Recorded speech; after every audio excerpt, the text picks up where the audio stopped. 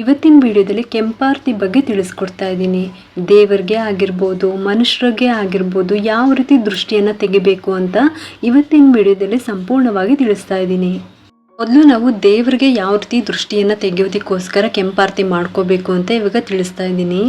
ಮನುಷ್ಯರಿಗೇನೆ ಬೇರೆ ಥರ ದೃಷ್ಟಿ ತೆಗೆಯೋದಿರುತ್ತೆ, ಹಾಗೆ ದೇವ್ರಿಗೂ ಕೂಡ ಅಷ್ಟೇನೆ ಬೇರೆ ಬೇರೆ ರೀತಿಲಿ ಇರುತ್ತೆ. ಬನ್ನಿ ಇವಾಗ ಅದೆಲ್ಲನೂ ಕೂಡ ಇವಾಗ ತಿಳ್ಕೊಳ್ಳೋಣ. ಮೊದಲು ನಾವು ದೇವರಿಗೆ ಯಾವ ರೀತಿ ದೃಷ್ಟಿಯನ್ನು ತೆಗೆಯೋದು ಅಂತ ತಿಳ್ಕೊಳ್ಳೋಣ. ಒಂದು ತಾಮ್ರದ ಪ್ಲೇಟು ಅಥವಾ ಹಿತ್ತಾಳೆ ಪ್ಲೇಟು ಅಥವಾ ಸ್ಟೀಲ್ ಪ್ಲೇಟು ಯಾವುದಾದ್ರೂ ಸರಿ, ನೀವು ಈ ದೃಷ್ಟಿಯನ್ನು ತೆಗಿಬೋದು. ಒಂದು ತಾಮ್ರದ ಪ್ಲೇಟನ್ನು ತೊಗೊಂಡಿದ್ದೀನಿ, ನೀವು ಯಾವ ತಟ್ಟೆ ಆದರೂ ಪರವಾಗಿಲ್ಲ ತೊಗೋಬೋದು. ಅದಕ್ಕೆ ಸ್ವಲ್ಪ ನೀರನ್ನು ಹಾಕೋಬೇಕು. ಅದಕ್ಕೆ ಅರಿಶಿನ ಕುಂಕುಮನ ಹಾಕ್ಬಿಟ್ಟು ಈ ರೀತಿ ಕಲಿಸ್ಕೋಬೇಕು.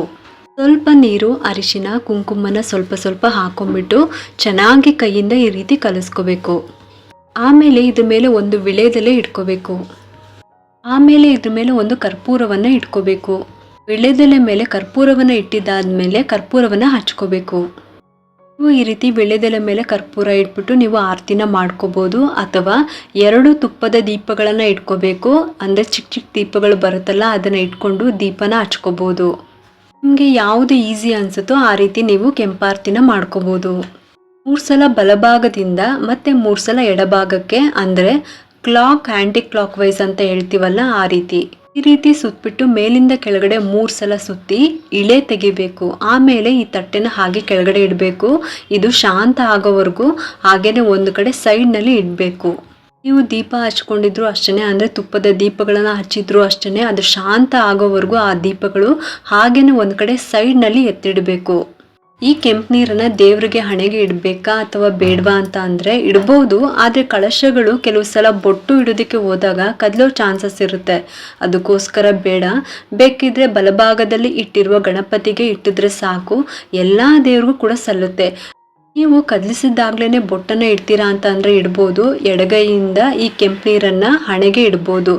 ಕೆಲವು ಸಲ ಕೈ ನಡುಗುತ್ತೆ, ಹಾಗೆ ಕಳಶ ಕದಲೋ ಚಾನ್ಸಸ್ ಇರುತ್ತೆ. ಅದಕ್ಕೋಸ್ಕರ ನೀವು ಬೊಟ್ಟು ಇಟ್ಟಿಲ್ಲ ಅಂದ್ರೂ ಪರವಾಗಿಲ್ಲ, ಆರತಿ ಮುಖ್ಯ, ಅದರಿಂದ ದೃಷ್ಟಿ ನಿವಾರಣೆ ಆಗುತ್ತೆ.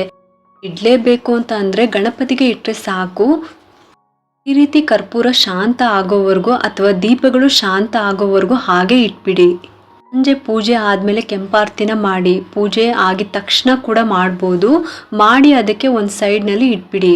ಈ ರೀತಿ ಕರ್ಪೂರ ಪೂರ್ತಿಯಾಗಿ ಶಾಂತ ಆದಮೇಲೆ ಹೊರಗಡೆ ಮನೆ ಗೇಟ್ ಇರುತ್ತಲ್ಲ, ಅಲ್ಲಿ ನೀವು ಹಾಕಬೇಕು. ಈ ರೀತಿ ಬಾಗಿಲಿಗೆ ಹತ್ರವಾಗಿ ಹಾಕೋದ್ರಿಂದ ಒಂದು ರೀತಿ ಕೆಟ್ಟ ನೆಗೆಟಿವಿಟಿ ಒಳಗಡೆ ಬರೋದಿಲ್ಲ. ನಿಮ್ಮ ಮನೆಗೆ ಏನಾದರೂ ದೃಷ್ಟಿ ಆಗಿದ್ರೆ ಅದು ಕೂಡ ನಿವಾರಣೆ ಆಗುತ್ತೆ. ಮತ್ತೆ ಈ ರೀತಿ ಬಾಗಿಲ ಹತ್ತಿರ ಹಾಕೋದ್ರಿಂದ ಯಾರೂ ಕೂಡ ತುಳ್ಕೊಂಡು ಓಡಾಡೋದಿಲ್ಲ. ಹಾಗೆ ಬೇಗ ಎದ್ದು ಬಾಗಿಲಿಗೆ ನೀರು ಹಾಕ್ಬಿಟ್ಟು ತೊಳೆದ್ಬಿಟ್ಟು ರಂಗೋಲಿ ಹಾಕೋದ್ರಿಂದ ಇದೆಲ್ಲ ಹೊರಟೋಗಿರುತ್ತೆ. ಇವಾಗ ಕರ್ಪೂರ ಶಾಂತಿ ಆಯಿತು. ಇವಾಗ ನಾನು ಹೊರಗಡೆ ಗೇಟ್ ಹತ್ತಿರ, ನಿಮಗೆ ಬಾಗಿಲ ಹತ್ತಿರ ಗೇಟ್ ಇರುತ್ತಲ್ಲ ಅಲ್ಲಿ ಹಾಕ್ಬಿಟ್ಟು ನಾನು ನಿಮಗೆ ತೋರಿಸ್ತಾ ಇದ್ದೀನಿ. ಅದು ಕೂಡ ನೋಡಿ, ಇದು ಬಾಗಿಲು ಹೊಸ್ಲು, ಇದ್ರ ಮುಂದೆ ಗೇಟ್ ಇದೆ. ಗೇಟ್ನ ಇವಾಗ ನಾನು ಮುಂದಕ್ಕೆ ಹಾಕೊಂಡ್ಬಿಟ್ಟು ಆ ಗೇಟ್ ಏನಿದೆಯಲ್ವ ಆ ಎಂಡಿಗೆ ನಾನು ಈ ಕೆಂಪಾರತಿನ ಚೆಲ್ತಾ ಇದ್ದೀನಿ. ಇನ್ನು ಅಪಾರ್ಟ್ಮೆಂಟಲ್ಲಿ ಇರೋವಂಥವ್ರು ಕೂಡ 5ನೇ ಫ್ಲೋರು 6ನೇ ಫ್ಲೋರು ಈ ಥರದಲ್ಲಿ ಇರೋರು ಕೂಡ ಇದನ್ನು ಚೆಲ್ಲೋದಕ್ಕೋಸ್ಕರ ಕೆಳಗಡೆ ಇಳಿದು ಬರಬೇಕಾ ಅಂತ ಅನ್ನೋರು ತುಳಸಿ ಗಿಡ ಬಿಟ್ಬಿಟ್ಟು ಬೇರೆ ಯಾವುದೇ ಗಿಡಕ್ಕಾದರೂ ಈ ನೀರನ್ನು ಹಾಕೋಬೋದು. ಕೆಳಗಡೆನೇ ಇಳಿದು ಬಂದು ಹಾಕಬೇಕು ಅಂತ ಏನೂ ಇಲ್ಲ, ಅದು ಬಾಗ್ಲ ಹತ್ರನೇ ಹಾಕಬೇಕಂತ ಏನೂ ಇಲ್ಲ. ಈ ರೀತಿ ಯಾವುದಾದ್ರೂ ಗಿಡಕ್ಕೆ ಹಾಕ್ಬೋದು, ಆದರೆ ತುಳಸಿ ಗಿಡನ ಬಿಟ್ಬಿಟ್ಟು, ತುಳಸಿ ಗಿಡ ಒಂದನ್ನು ಬಿಟ್ಬಿಟ್ಟು ಬೇರೆ ಬೇರೆ ಗಿಡಗಳಿಗೆ ಹಾಕೋಬೋದು. ಇದಕ್ಕೆ ಹಾಕಿರೋದು ಕೂಡ ಅರಿಶಿನ ಕುಂಕುಮ ಮಾತ್ರ ಹಾಕಿರೋದ್ರಿಂದ ತೊಂದರೆ ಏನೂ ಆಗೋದಿಲ್ಲ, ಗಿಡಗಳಿಗೆ ಹಾಕೋಬಹುದು. ಇನ್ನು ಮನುಷ್ಯರಿಗೆ ಯಾವ ರೀತಿ ದೃಷ್ಟಿ ತೆಗೆಯೋದಕ್ಕೋಸ್ಕರ ನಾವು ಕೆಂಪಾರತಿ ಮಾಡ್ಕೊತೀವಿ ಅಂತ ಇವಾಗ ತೋರಿಸ್ತಾ ಇದ್ದೀನಿ.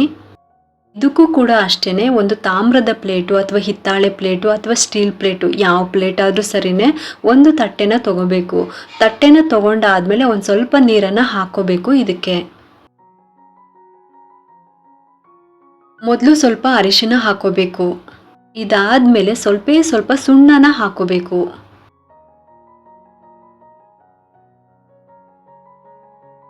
ಇವಾಗ ಇದನ್ನ ಚೆನ್ನಾಗಿ ಕದರಿಸ್ಕೋಬೇಕು.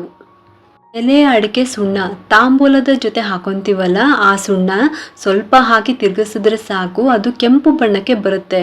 ಇದರಿಂದ ನಾವು ಚಿಕ್ಕ ಚಿಕ್ಕ ಮಕ್ಕಳಿಗೆ ಆಗಿರಲಿ, ಮದುವೆ ಆಗಿರುವಂಥ ಹೊಸ ದಂಪತಿಗಳಿಗೆ ಆಗಿರಲಿ, ಮತ್ತು ಗರ್ಭಿಣಿ ಸ್ತ್ರೀಯರಿಗೆ ಆಗಿರ್ಬೋದು ಅಥವಾ ಬಾಣಂತಿಯರಿಗೆ ಆಗಿರ್ಬೋದು, ಇನ್ನು ಹುಷಾರಿಲ್ಲದೆ ಇರೋ ಮಕ್ಕಳಿಗೆ, ಇನ್ನು ಆಸ್ಪತ್ರೆಯಿಂದ ಮನೆಗೆ ಬಂದವ್ರಿಗೆ ಅಂತ ಅಂದರೆ ಏನೋ ಒಂದು ನೆಗೆಟಿವಿಟಿ ಹೋಗಲಿ ಅಂತ ಕಾರಣಕ್ಕೆ ಆರತಿ ಮಾಡಿ ಒಳಗಡೆ ಕರ್ಕೊತಾರೆ.